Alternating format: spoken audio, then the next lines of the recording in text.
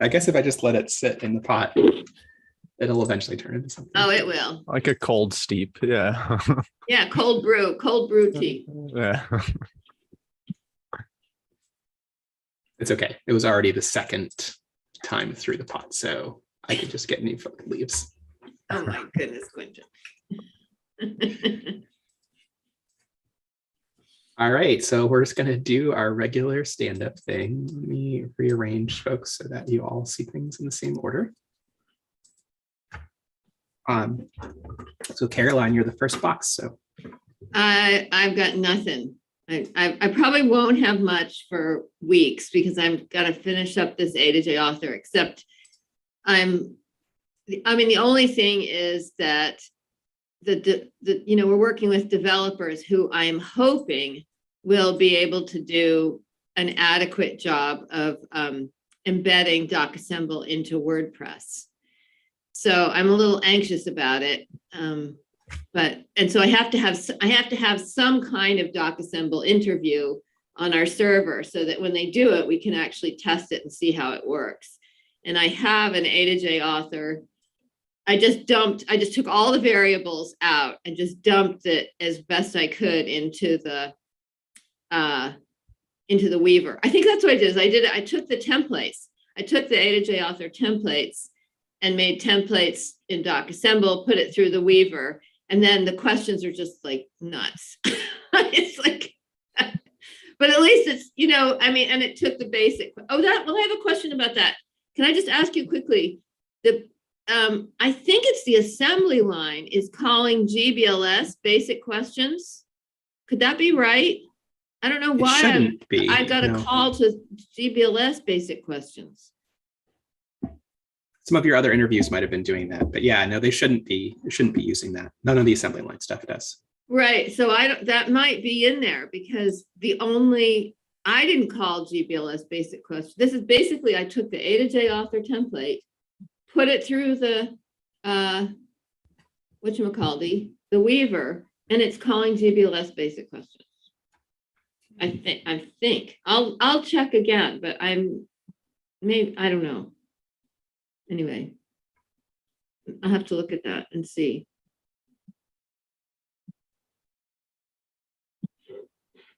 All right. Well, thanks, Caroline. We might have time to look at that too. Yeah, that's what I'm hoping. Let's jump to Bryce next. Yeah. Bryce, I know you have some stuff to report this week. Good news. I do. I have lots of stuff to report. The more exciting stuff is that we are officially certified in Illinois for e-filing stuff. And we need to get Tyler some information, which I will try to do today, and set that up, which I think will, that might just be they want like a new URL, but it might just be the same URL, and that will become production, and then what we've been using for testing will switch to what we use for developer. I don't know if I want to spin up a separate server for it. Do you think that's a good idea, Quinn? I think so. Yeah, let's just keep it on a separate server. You're saying we need a staging or development e-file server, like the e-file proxy? Yes, yeah. Mostly just because early when I was doing e-filing stuff, I would still have two servers running on the same, or two of the proxy stuff servers running. Two. Thank you, Caroline. Two instances running on the same server. Yes, I'm trying to think of the AWS specific Lightsail. Lightsail. Yeah. They call it an instance. I think. Yeah. So two pieces of the proxy server software running on one Lightsail instance, and sometimes if I was like both of them were running and then I built another one, if I didn't bring down one of them first and then rebuild the Docker image and then bring it up, it would run out of memory and I'd have some issues there. But I have a way around it. But maybe it just makes sense if it was that memory constrained to have split that off into a separate Lightsail instance. Because we're going to start having real user data going through there, right? So yes, I think definitely do dev on a separate Lightsail instance. Okay. in that case, it might. And we're not still- constrained by that budget either. We have a budget that can accommodate. Yeah, fair. Okay, We've used very little of our server spend. gotcha. Okay. And that I don't want to drag this on for so many questions on that, but the URL is still probably fine because it's like e-file at Suffolk, and so I might try and keep the same URL for production, and then just make the like I either switch the URL to a new Lightsail instance, or it feel like it's probably fine to just keep the same Lightsail instance and then spin up a new one for development. Like just what exactly goes where. There shouldn't be any like bad stuff on the current instance, besides maybe just some cruft. So, but Yeah, I'll try. I could see like going either way. Like one nice thing about setting it up from scratch now would be like you would really know that the development environment stuff was what you could spin it up from scratch again, right? That's a good So point. that Okay. has some value, but you could do that by doing the development server the same way. So I guess it's not that important. That's fair. Yeah, so that's a good point. I'll at least make sure that something is set up from scratch. We had some special like HTTPS stuff that which I don't think we had, which we would want to do if we have a new, like a separate instance of Lightsail. But we can work that out eventually, just because I think we weren't using Let's Encrypt or anything easy like that. We were specifically like, oh, bought another cert, which we would just have to probably do again.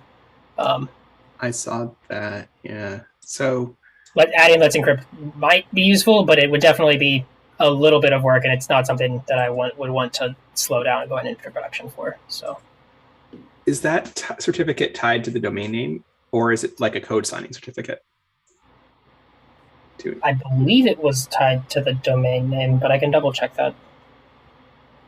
Because they didn't say what do you want for your production server certificate and what do you want for your staging server. They said we're going to use the same. Oh, I guess we did get the ask that, didn't we? So, or they implied that we could have had a separate one. No, okay. Sorry, there are two certificates at play here. One's what we're using to sign to Tyler stuff. Mhm. That's going to probably be the same. I don't see a need to make that different at all, and I'll just copy that information to both. But then there's the actual HTTPS thing, which HTTPS cert that we use to just talk from DocAssemble to the proxy server, or like just anywhere on the internet, giving the proxy server HTTPS. That was the one that I think was tied to the specific domain name, and we'd have to like go through the whatever process we did before with that. Okay. Like it has nothing to do with how we're talking to Tyler. That's the same.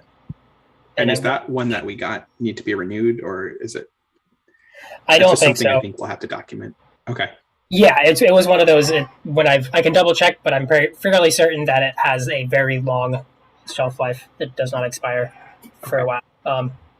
Since it's not meant to be like an actual public facing HTTPS cert. It's just you use this to only talk to us. So I don't think they made it expire very often. But yeah, I'll try and make sure and look at that too. So this could be a chance to think about using Let's Encrypt. So this certificate that we're talking about right now has nothing to do with Tyler directly. It's just what we use to authenticate our web service, to encrypt our web service traffic. Yes. So you probably want to break from e-filing stuff. But if we did decide to add Let's Encrypt as a feature now, it could pay off to save you from the SSL config. Yeah, but that's true. Also, we could just buy a certificate the same way. That's So fair. you can Yes, maybe choose. that's a thing that I can look into, and if it takes me more than 2 days, then we'll just buy a certificate and split off the dev server. And if I can do it, and I think, hey, we're actually pretty close to doing this, then that will be good. But I know we had looked into it at some point. Okay. Because it And would that- make it very easy to split up the ones. Yeah, that feels like the best thing to do to protect end users. I was trying to think if there's any reason why people wouldn't want to trust a Let's Encrypt certificate there, but it does the same thing that we're getting all of their data from for the interviews. So Yeah. feels like the way to go if we can. Okay, and you have other news too, stuff we talked about Yes. last week that you've finished. Yes, and I'm trying to join on my main computer so I can screen share. But roughly, I have now set up something we were talking about on Monday, of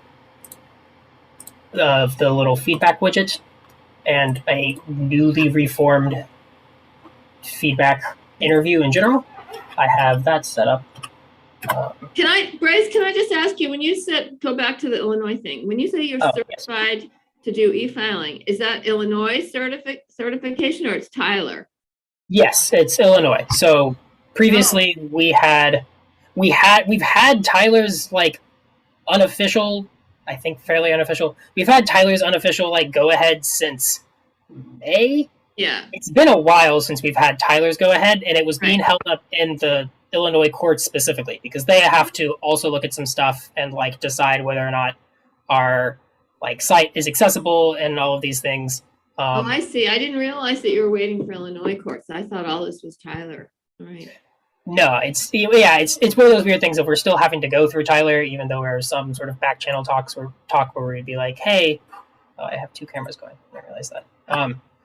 It's Like kind we of fun have, to see them move in synchronous. but yeah, but it would be like, hey, like back channel, how's it? Like, how's the process going? And they'd be like, oh, there's some issues on this, but we're mostly waiting for Tyler. And then we'd ask Tyler and be like, we're waiting on the courts. Yeah, And so there was a lot of just sort of back and forth on that, which was, that was, I think, the main thing Mm-hmm. that we were trying to do. But yeah, now the court has officially sort of like said yes, which means Tyler gives us the official certification, even though we had sort of passed their technical certification a while back. But now everything's on paper and real.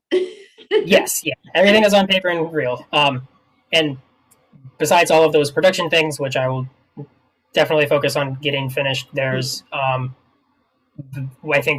was talking with Matt, and I think we're at a fairly good place to go live with the pilot, which like the e-filing pilot for the appearance form that we've been working on. Which I think we want to start as a pilot. I don't know what exactly that means in terms for Aleo trying to socialize it and send it out, but I do think they're trying to limit the scope so we don't get a ton of like flood the phone boxes or something like that if something's broken. So or not to be broken. I don't think anything's going to be broken, but something's like confusing or Tyler's stuff doesn't work is probably honestly what it's going to be.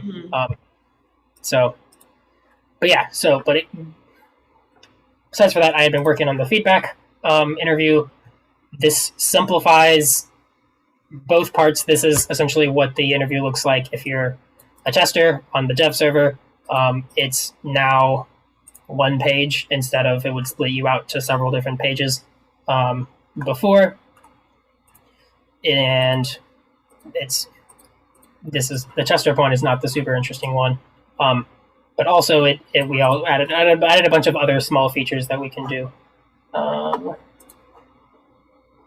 But the more interesting part, and the main user one looks really similar. It's just instead of there isn't a like what maturity level does this need to be, but everything else is fairly the same.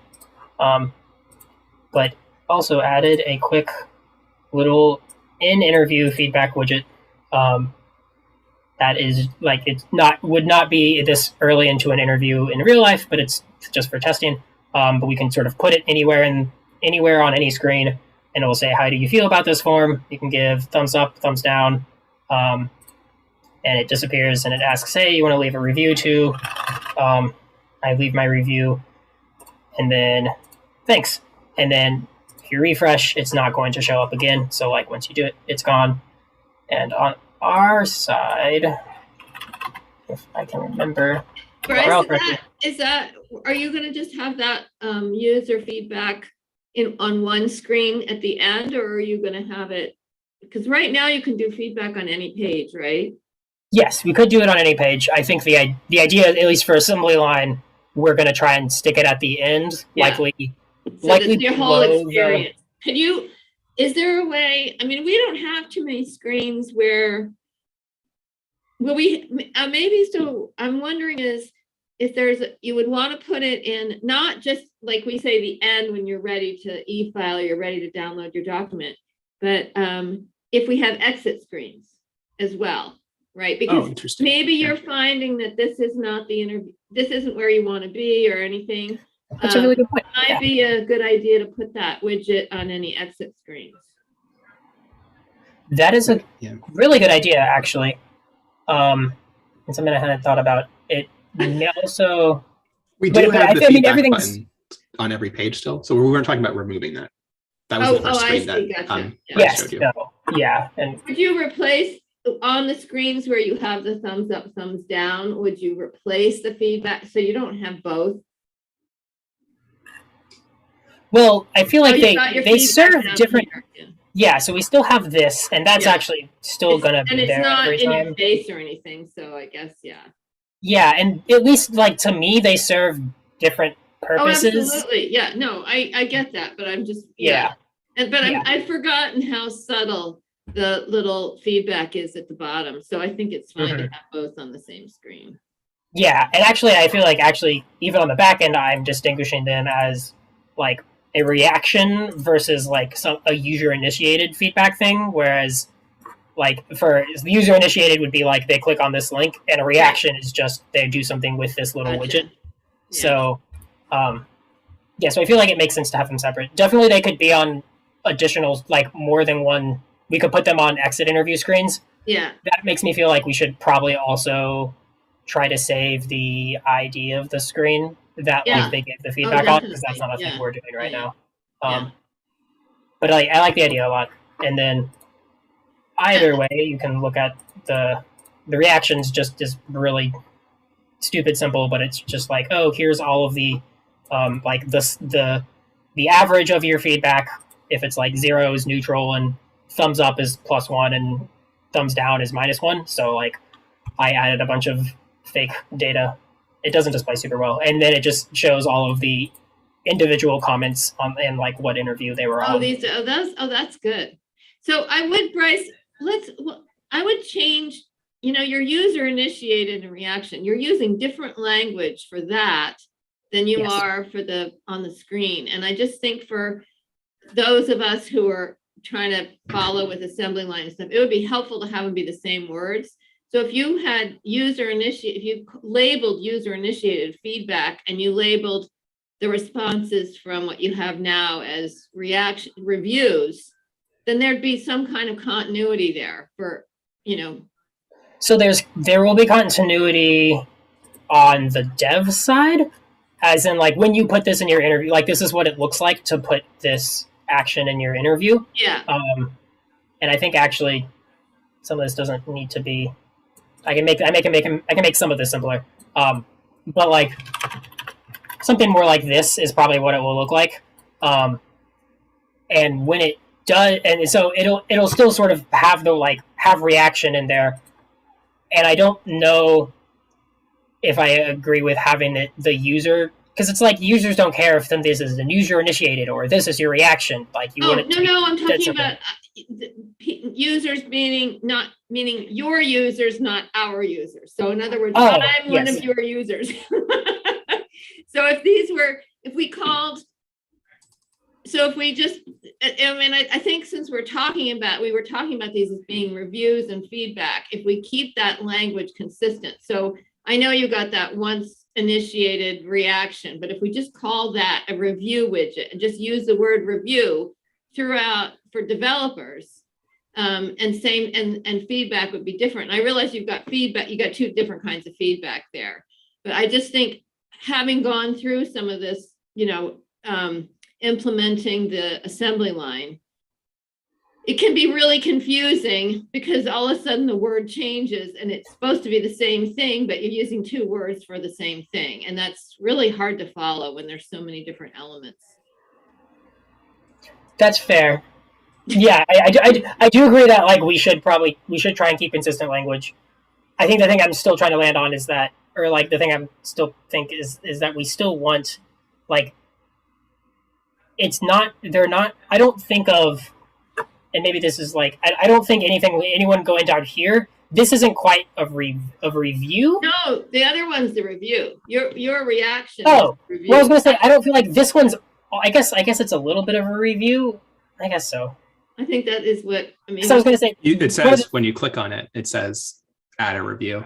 Yeah. yeah. So the thing to me is that like, which is maybe just getting too technical, is that the review is a part of this widget, Gotcha. but Yeah. like I see. if you're allowed to, and like we actually, it's fine if you just do the thumbs up. Then if like for some reason like you leave or refresh, we're not going to ask you anything more if you didn't fill out the review part of it. Yeah. Well, I but would if- do but it if- then. yeah, I would do like review and review comment or something like that if you needed to distinguish Okay. them. Because the thumbs Okay. up, thumbs down, that is a review. It's like, Mhm. yes, I liked it. No, I didn't like it. Like, like when they have those movie critics, right? They give it 3 stars. Sometimes they give a comment, sometimes they don't, but that's the review. Okay. I'm not trying to be pushing. I'm just, No. I am trying to like understand just what you're thinking here. So this is actually really useful for me. okay. So thank you. That makes sense. Yeah, review and review comment. Yeah, because I was Can you mostly try- I kept calling it the review, and I was like, it's not quite the same. But What did yeah. you say, Quentin? Can you hit the back button again? Let's see if we can see the widget one more time. Yep. And then, yeah, give the thumbs up or down. You can leave an anonymous review below, and then it says submit your feedback. Oh, there you Should go. we change that to review too? Yeah. Yes, Yeah. Maybe just add your review. Mhm. I can do- Oh yeah, so when you go back, this thumbs up, thumbs down, this is something I was a little bit worried about on Monday. How are those accessible? I need to do a check, but they're the same sort of action buttons that DocAssemble uses. And well, they do have.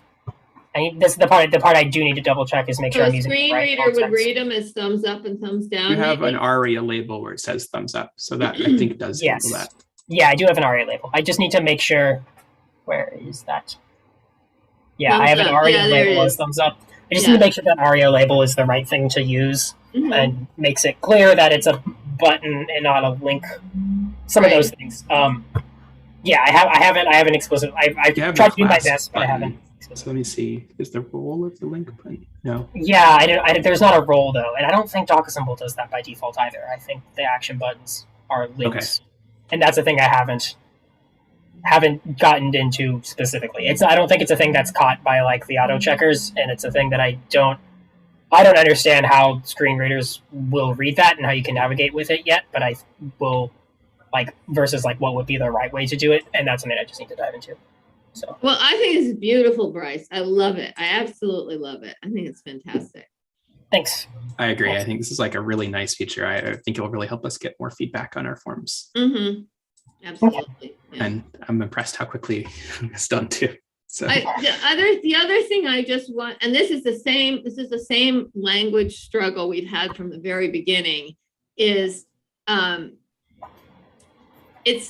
I'm not changing it. I'm just sort of bringing this up again. I'm not trying to slow us down. We'll keep with, how did you feel about this form? It's your experience filling out. It's, how was your, I don't think we should say, how was your experience? But this form is a little bit confusing because this form is the form you end up completing and filing, right? And so that's why how'd you feel about this interview? I mean, we don't have an answer for it.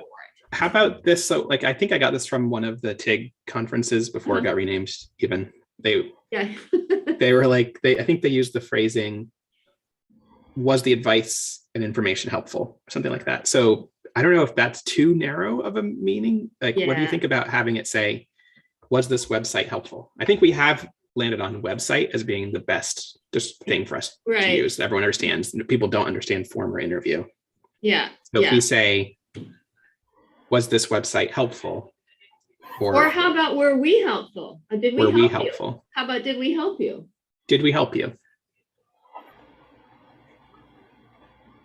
Because I think the more personal address we can do, the safer and cozier and everything people feel. I mean, that's a lot of the form interactive research says as much we, you, it keeps with the direct address.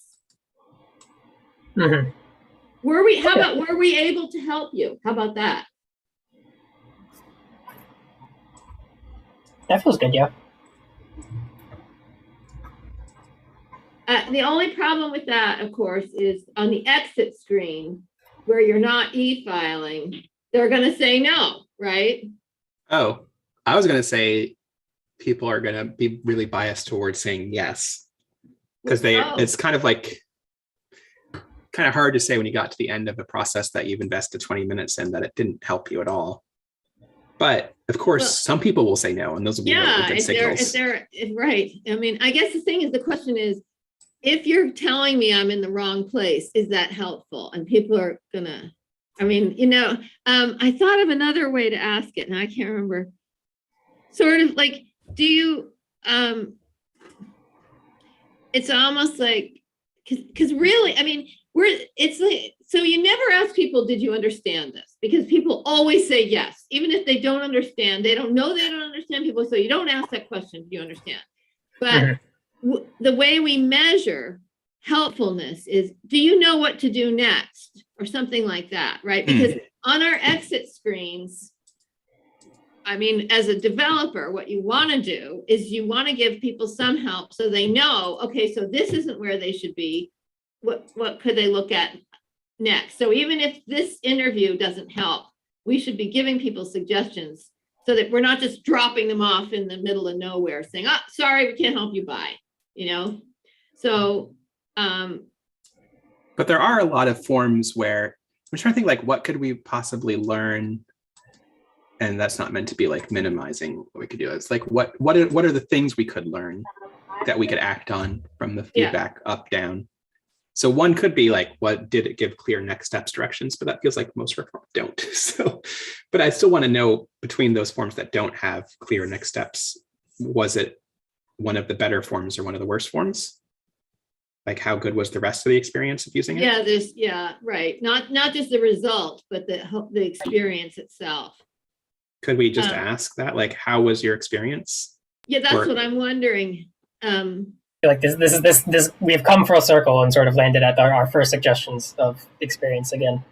Experience maybe is too wordy too. But that's what experience may not be the right word, but it's the right.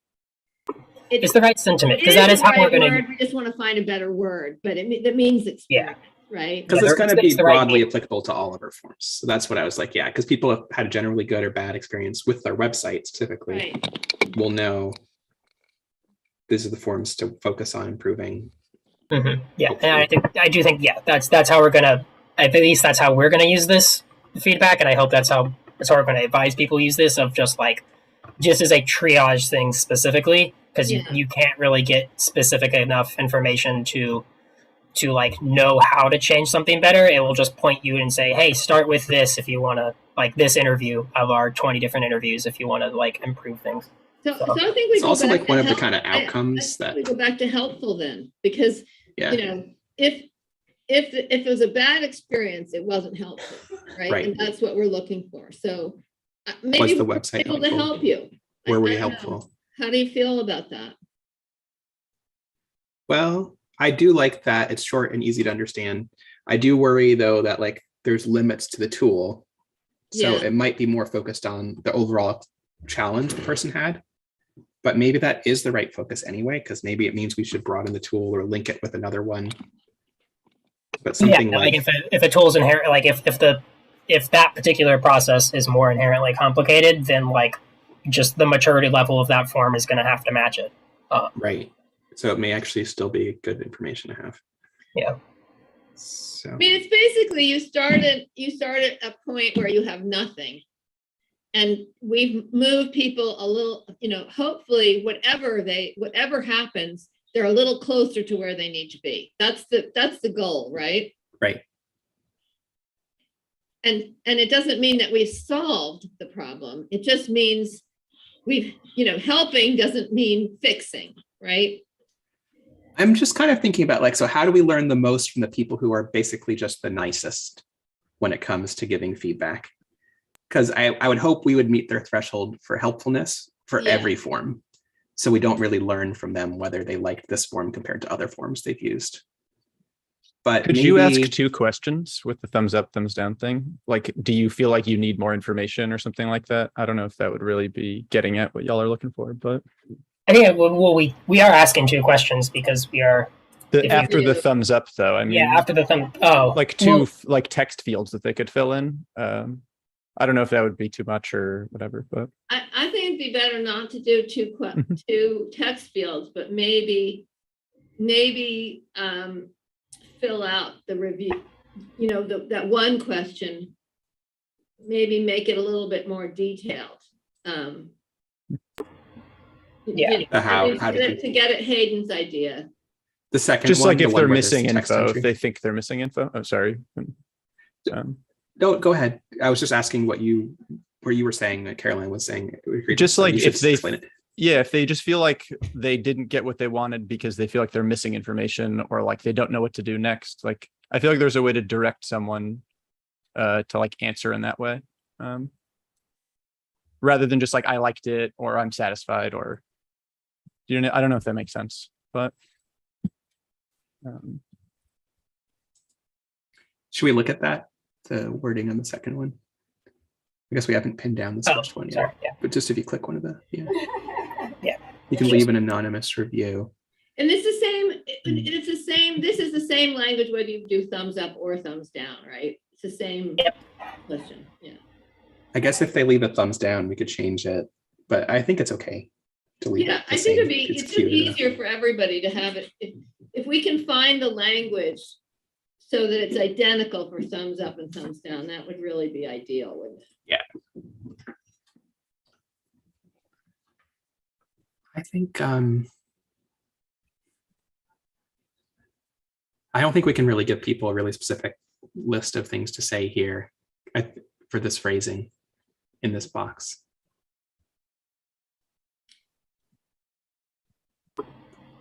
Yeah, and at least I'm hoping that, and this is sort of like the thing, if people themselves have very specific things that they would want to say, that like we still have this feedback link, Right. where it's not this exact thing, but it's like we can tell you like very specific things. Wait, can we see that? I have something else to tell you. Should we make that one bigger?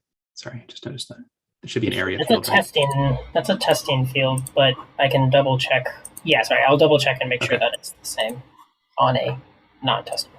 Okay. What about, instead of using the word, I mean, I think we ought to use reviews for developers, because I think that really makes a distinction, review versus feedback. But what if we, I've seen these thumbs up, thumbs down. What if the question was, instead of leave your review, and first of all, I wouldn't say you can. I would, because we're asking for people, this is something we're asking people to do, right? It's not going to benefit them to give a review. They're helping us by giving the review. So I think we would say, please leave us a review. I think that's one of the, and I don't think we'd use an imperative there, because this is us asking them. But I wonder if, even if they say thumbs up, we say, please tell us what we could do better, or how can we improve? Okay. If we do something, because that's actually what we're asking for, right? That is true. And if they say, oh, this is the best experience in my life, you don't have to do anything, but that's what we're actually looking for, right?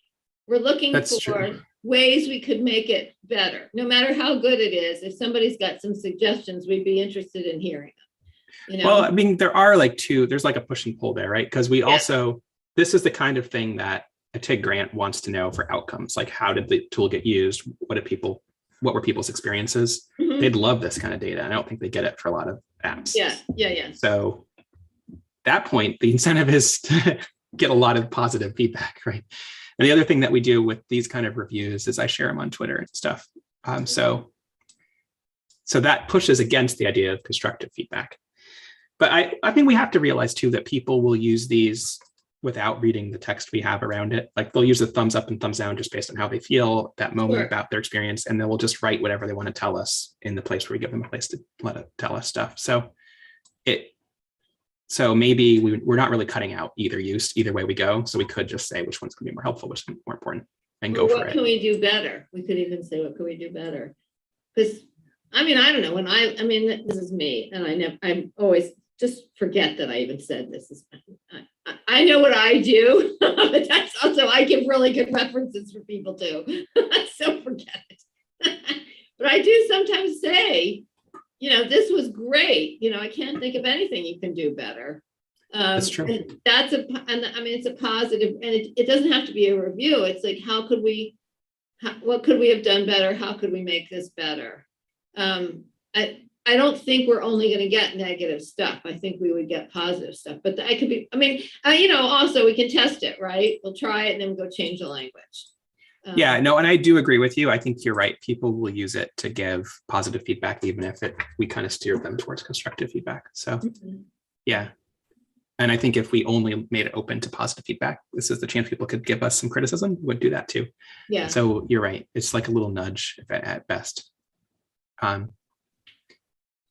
Well, I do like that idea of making it say, just how can we do better? Something like that. And then we can still keep the button, the call to action on the button be add your review. So it still is like a signal. Oh, yes, that's excellent. That's an excellent suggestion, yeah. I think that makes a lot of sense. So instead of you can leave an anonymous review below, just say, thanks. Can you take a second to tell us how we can do better? Or maybe not take a second, maybe that's too controlling. And then change the button language from submit your feedback to add your review. And can we go back to the previous screen one more time? Sorry, the thumbs up, thumbs down. Thumbs up. How do we think, I know we went through a couple of circles there, but how do we feel about just making it be, I think we came to sentiment being what we want people to tell us about. And how do you feel about this forum? Like, how do you feel about this website? Would that be enough of a fix? I think we said this would be, did the website help you? Did the website help you? I think that, or did we help you? Okay. I mean, I'm okay with that too. Yeah, I think that makes sense. Because again, it is like, it's got to capture people's overall feelings about their experience, no matter what we do. So I think that's good to make it. Or maybe we could take out you. Did we help? Did we help? Did we help? Did the website help? Or did we help you? I want to go with the we because of the whole personal connection, but. I like we. I think it's, did we help you? I think too. I think both parts, we and you. Okay. And the other thing is, would this be, of course, everything's customizable, but would this be something that if states took on that they could change the language in the widget? Yeah, it looks like those are parameters, right, Bryce? Yes, yeah, everything, the text is a parameter. The only thing that isn't a parameter is the thumbs up, thumbs down part. Which the ARIA, right? For that. I think that's good. We don't want people. Well, the ARIA, but also just like the icons. I didn't make those customizable yet. We could arguably make them like I'd make the icons customizable, but I mostly just to try and prevent scope creep. I wanted to limit it to just thumbs up, thumbs down. We can make I feel like if it's a separate thing, if we want like more than 3 or more options, I feel like that's just a separate feature. It could very much lean on this, but I just wanted to prevent scope creep. So, well, Matt will want to customize them, so it looks like the other thumbs up and thumbs down it'll layout. That's true. He definitely will. What is theirs? Like, where can we see theirs? I was trying to think if I could compare their link. I was thinking about their feedback form as well, and I was like, where would I find their? The appeals form, right? That's where you. Not layout.org. I don't know what Aleo's website. I think it's Illinois Legal Aid Online. Yeah. Just search for that, and then we'll get to their site. Come on, Peter. Illinois Legal Aid. I think they have a forms library. If you go to their page. Oh yeah. Which ones are live DocuSimple interviews though? Because some of them are A2J author. A lot of them are A2J author. I think they're called Easy File. Is there a housing one that they did? That's live. Easy form, I think. Oh, easy Oh, form. Yeah, easy EASY form, though. not easy file, sorry. Oh, it isn't.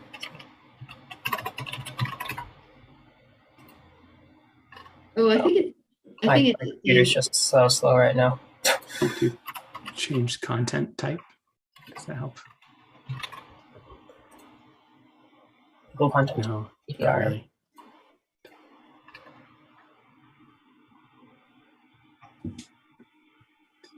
Yeah, I don't know which ones of theirs are live. Is the appearance one on their site live? Is that still being worked on? I think it's Might be. live.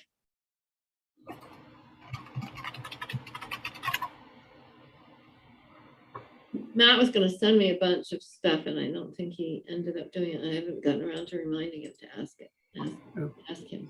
I don't want to drag this on for too Okay. long, but I'll look for something, Okay. and this will be something we'll add in the future if it does look different. That's the kind of stuff we can There refine it too is. over There time. you go. You found it. There's an easy form appearance. Oh, no, that's not the right one. Start program. Oh, I clicked the wrong button. Yeah. That's it. Yeah, there we go. Okay. Feedback, let us know. Do they have a different thumbs up somewhere? I Or is don't, it I in- don't know okay. if they have a thumbs up. I was just Oh, saying. no, it's actually the same one. Oh, I they got thumbs up. do. Okay. Look at that. And we have thumbs up, thumbs down. Ours is just blue background, and theirs is no background. So Okay, I figured it might be interesting. two different because they're just. I'm fairly certain he's just using the font awesome stuff. So Mhm. Yeah, That's and it looks like they're getting a net promoter score. mhm. Interesting. Okay, so the feedback, rate, recommend an email. So they're actually getting more information than us. And also, you see, the thing is, he's not saying the form, you see, he's saying he's calling the interview the easy form, right? So that's where the distinction Okay. is. Yeah. It's because they were already, I want to say, branded their DocAssemble interviews as easy forms, you see? Yeah, Yeah. We are not as great as Consistent Brand, Yeah, yeah. and it doesn't help that we are working a lot on the back end too, and everything is the same and. A lot of Yeah. there's a lot of back end leak of how we're talking about interviews and stuff, which I think that people just aren't like. It's not a good branding thing. Mhm. But okay, Perfect. Suffolk's communication person always calls that he invented his own word, smart form. But Yeah. which is That- clear. people would respond to that too, I think. Yeah. I mean, maybe we should just ask if we can use Illinois' easy form brand. maybe. Anyway, that's all the stuff I have. Sorry, it took a while. But definitely helpful with all of the feedback. So thanks. Yeah, Very great stuff. exciting. Very And I think it's ready for us to just try out too. Like, even though we've been giving you different feedback on the link, which I think, Yeah, me too. Yeah. This is easy enough feedback that I can add it in 5-10 minutes and we can try it out. So all right, Hayden, sorry, we should have had you go first. So it was a shorter experience for you, but thanks for That's waiting okay. patiently. Yeah, don't worry. Yeah, so I was just really working on the worksheet this week. I was able to do those fixes that Bryce and Quentin helped me with on Tuesday, and they were working perfect. So the form is doing good. There's one sort of issue I'm facing now. Late in the form, after I check a bunch of the numbers, I need to assign like I don't know what you would like some attribute to one of the parents and a different one to the other, like who's going to pay who's the payer and who's the recipient. And then I need to reevaluate some of the numbers. So I have been trying to figure out how to do that. I think the naming conventions that I used are just making it a little bit confusing for me to get set up right. But yeah, so I'm Do you doing pretty need good. help But with anything, or you're just plugging away at stuff? I'm kind of just plugging away. The form's just about done in terms of like filling out fully. And the language I've been sort of editing as I've been going through too. So yeah, I'm not really stuck. I think Michelle has office hours on Monday that I'll probably need to go to after I work today. But yeah, I'm doing pretty good on this, I think. Really So. exciting. Did I send you the final version from Jamie and her? You did. And I couldn't see what she had to say, and then I forwarded you her email with the comments in the email. Yep. So I was using exactly like the emails that you guys had for Okay. language on those sections. Yeah. And then that meeting that you want to come to, Caroline, I'm still trying to get in touch with that intern or with the like A to J fellow. Yeah. So that's been a slow process of no responses to emails, but but I talked to my manager and she would love it if you came. So Oh, wonderful. Great. yeah, so I'll send you the link and let you know whenever. Perfect. But yeah, so that's where I'm at. Yeah. Very exciting. Awesome. All right, so I guess we'll save the questions for the office hours on Monday, unless you think there's like a quick thing could help you with blocker-wise. But I think it'll be kind of a big conversation. So, and it's already 1:20, so I don't want to, waste everybody's time. well, yeah. it's not wasting. That's why we have a meeting. Sorry that we used up so much of your time. And it's to go more through than it. not wasting, because when we record it, it means people can go back and look at it. Oh, true. I mean, it's actually a teaching tool. So I don't know. It might take a while, so I don't know if we should get into it right now. But Okay. Well, if you want to just put it on Teams, then we can just see. At least that way it would be. I'll write less something stressful up then. and see if it's easy. Definitely, yeah. Oh, which reminds me, I think that actually Matt had a question on Teams that I never answered that we should look at, see if we can figure it out. And I will not be here next week until Friday, potentially, as I said at the beginning of the call. So Bryce, you'll be doing the Monday call, right? And Tuesday, I guess, too. Monday and Tuesday. Yep. Great. Cool. On my side, I've not been super productive other than doing code reviews and stuff. I thought I would show you this though, because Bryce and I were playing around with this a little bit the other day, and I'm going to try to push a little bit more on this because we might show it on our call with Michigan on Friday, next Friday. And I won't be able to work on it during the week. So let's see what I can do today a little bit more. So basically our idea is, how can we let people, this data set that we're looking at right now is all 10,000 forms that we have. And then each row has some stuff in it, like reading level, the list category that it thinks it was from Spot, the category that it was in from the website, which is sometimes really weird and sometimes close to helpful. And then there's the full text of the form. So the idea is like, how can we use that full text of the form to help us answer some of the things that we think are important factors for ranking and comparing forms. And they're pretty rough still, but just to put it on the recording, I'll just jump there again. So like we had this measuring form complexity. Here are the factors we think are important.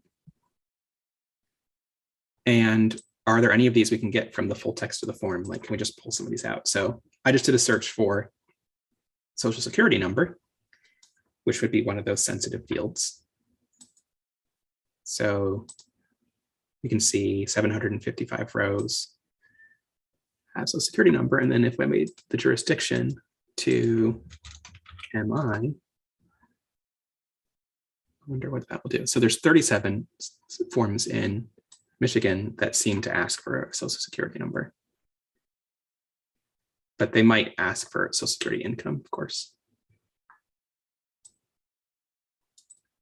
So is it searching on social security or a social security number, or? I just typed in social security. Oh, I number. see. Gotcha. Yeah. Yeah. Let's see if I type that in. I get 21 rows now. So garnishment release, it does seem like it actually is asking for the social security number. So like we could start to see like, oh, these are some of the things we care about. Maybe we could add in like account number. And That get one you more might- general. Only 7. Wow. Because I would think that you might have a form that actually asks. So does this search look for, as soon as it finds one instance of, one result, say you have a form that has 7 account numbers on it, would that count as 7 or would that count as 1? One. It's the rows that match. So it would just be one And result. each row is a form. Oh, so I it would see. just Gotcha. be Okay. each form that matches it, Yeah. Okay. Got it. which at least makes sense because Yeah. we're trying to look at it as the unit of like form, and Yeah. if a form asks for one social security number versus like or like account number versus a ton, it's still like just the existence of one. No, I It's totally, still I think that that's the way to do it. I just didn't realize that's the way you were, I was getting, Yeah. I didn't realize a row was a form, so that's incredibly helpful. That was what I was gonna hope, that was the way it worked. Yeah. So I guess I'm going to try to program in some searches that get to some of these bullets. Mhm. So then we can make them sortable and searchable on those things. And what we still have a lot of work to do is figuring out like, how do we take those things and say, hey, this is here or it's not here, and then turn it into a score. But this, so like, yeah, helping Michigan figure out which of their 1,000 forms need the most work, basically. But Quentin, when we were talking before about the compound questions, Mhm. I'm wondering is if a question on a form has the word if in it, I'm guessing that's a clue to a compound question. Yeah, let's see if we can get any matches there. So I'm going to try searching in just the fields. This has a Jeez. match. Where does if appear? Plaintiff. Plaintiff. Well, it's not very good. Add a space. Oh, I have to put it on both sides, I guess.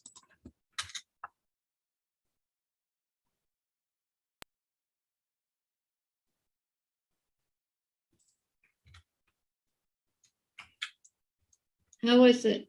Oh, that's not. It's not actually. Oh, I spelled it wrong. For those, I see there's a will not immediately begin if sufficient, which is hard to understand without the full context of the form. But We can go over, right? We can go over and look at the Attachments, if any. Title, if applicable. That is kind of a contingent question, isn't it? Yeah. It's like the hard to answer question. I mean, that's just a clue. It doesn't mean that every field or every question that has the word if in it, but that's a clue to a compound question. And that's another thing Bryce and I talked about, and happy to get more like people weighing in on it too, is like, that's what we're really going for. I think that's what Michigan needs. They need a heuristic that lets them say, okay, where do we start with 1,000 forms? Let's look closer at these 30 forms. Yeah, notably like a like shotgun heuristic of like, oh, this like none of these things are going to be perfectly accurate, but taken at the level of all like thousands of forms, then like, yeah, the ones that have a lot of ifs are going to be more sus than the ones that have just like one or two or something.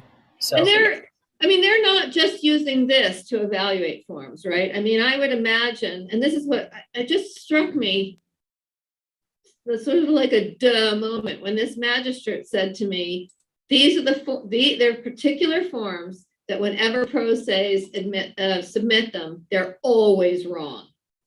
Yeah. And, I mean, I think that's one of the things that we talk about, when we were, sort of working on different forms in Massachusetts, once we figured out how to do forms, is we take those complicated ones that people really struggle with, like the who's he was, it's a child thing, the impossible form that you were, in the Child support guidelines. No, the impossible one to program with the, with the kids in custody, in other cases. was it one of the subforms of the 209A? Yeah, it was and you have to do it for all children. I don't know whether it's disclosing. Affidavit of care in custody. Yeah, that's what it is. Yeah, right. That's the kind of form you want.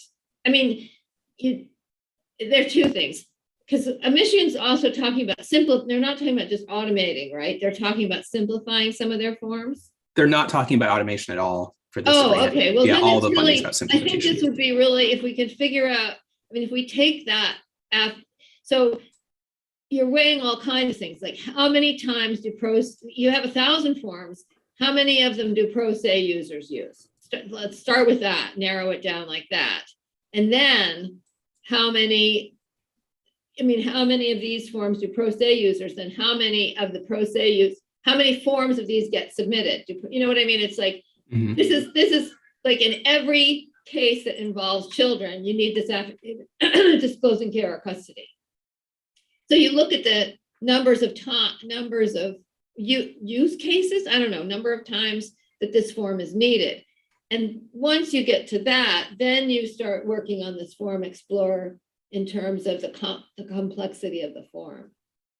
Yeah. So yeah, and I don't know if we'll be able to get a facet.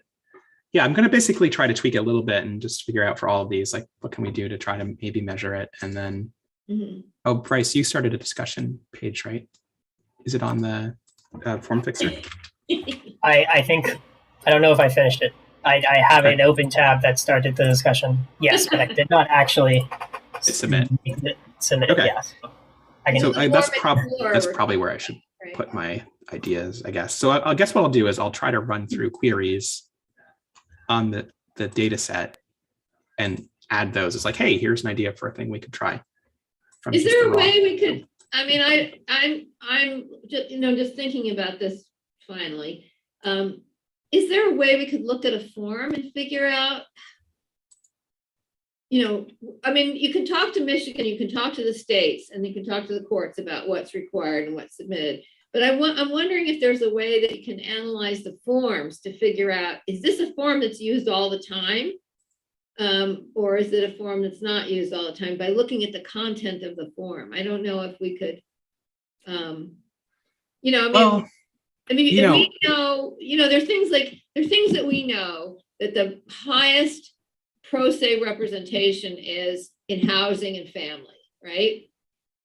I mean, there's maybe things that we know isn't necessarily inherent in the form, but we know because we work with the courts and we work with legal aid, we know what people need in that way. So it's, it's taking information that we already have. It's not just information from the forms.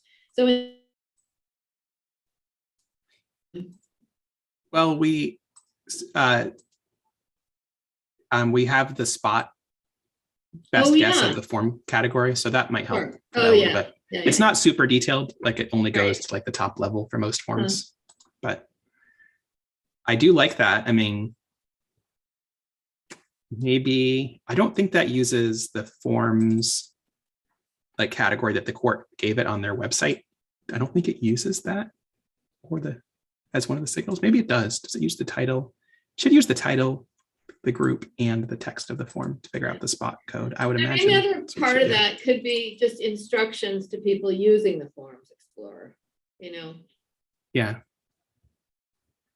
Yeah, I don't know. That's a good idea. I'm trying to think like how well we could automate it, but it may not be that important, because if we have 1,000 forms and we're like, hey, we would try to get a measure that lets you sort that down to like you have 50 to look closer at. At that Yeah. point, they can just use their information about it. Mhm, mhm. But you're right. That's one of the things they should consider. Your Forms Explorer couldn't scrape. I mean, I guess that's what these are, right? They're scraped from websites all over the country, but Mhm. you couldn't pull analytics to see how often those forms were actually downloaded. It's an interesting idea. Maybe we can get them to share that with us. The nice thing is in Michigan, we have the court, like the form librarian, basically. Yeah. So No, it was just a thought, because I just keep going back to, and sometimes we don't realize what people, so legal aid has a somewhat distorted view of what users need, because they only know what their clients need. And because we're turning away 65% of eligible clients, we don't actually know a lot of what pro se people do because they're pro se, right? So things like the most popular form on Mass Legal Help was getting the landlord to make repairs, and all the series of and I think that legal aid people were thinking the answer was the most needed one, whereas the repairs is what the Mass Legal Help users who don't have legal aid attorneys are saying. And it starts with that too, right? I mean, eventually, if you don't get the repairs and you withhold your rent incorrectly, et cetera, then you get evicted. But before you even get to eviction is repairs. So that's the other thing I'm wondering, is if there's some way to help. And courts aren't going to okay, forget that because courts aren't even gonna have repair letters. Right? But, you know, in terms of how we can help courts and legal aid programs help users, right? Avoid court even possibly, but what are the forms? I'm just saying, we have our own ideas of what people need and that's how we search, but is there a way to pull up get away from our ideas? I started off saying these are ideas, these are we know, but then on the other hand, maybe there's a way that we could learn what people need if we know what the forms that people are downloading most are. And then not filing, right? They're downloading, they think, oh, I need this. And then they look at the form and think, oh, there's no way I'm going to be able to submit this. So forget it. I'll just let my legal problem grow until it's something I can't, avoid. I think that's interesting. I think we could probably ask them like, hey, do you have any analytics? That's a good thing for us to suggest to the next call. Yeah. As like far as which PDFs get downloaded the most, that might be the best that they can do. But I do really like that idea. Actually, in Massachusetts, we found out on one of my up to code meetings, they have multiple court forms that different courts use for housing conditions. In Massachusetts, multiple Yeah. forms? I don't know what Michigan has. for that, Maybe but the registrars are creating them. yeah, I'm not sure. It might be the clerk in one of the courts, at least. They like have their own, and they That's- basically turn everything into a TRO. That's one of the, there were some other Yeah. things we learned that were interesting, but yeah, they might have things for more things than you expect, but it's not like giving your landlord notice. Yeah. It's like a different thing that doesn't happen. Or at all. writing a letter to your landlord in the beginning, right? But that's what you're calling giving your landlord notice.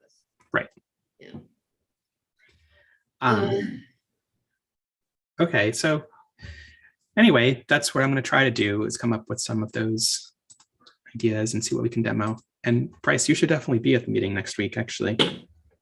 Yeah, for sure. I was gonna say, I just like a few hours before this had started some of the other stuff on trying to just get this more directly from the PDFs and see what we can do there. But Okay. I hadn't really Yeah. made any progress. But yeah, no, for sure, I'll definitely try and also push some of this forward when you're gone next week, and we'll be there at the meeting next week. So Oh. You need to What- get an invitation, Bryce, or do I don't know what time is it. it's at 2. I think we made it so it was after this meeting. Okay. It'll be every I 2 don't- weeks. I don't think I've gotten an invitation, but I do. But I can make it. So I've also not got an invitation, but we definitely, wait, no, I'm looking at the wrong week. I did get an invitation. So You guys want to stop recording? yeah, sure.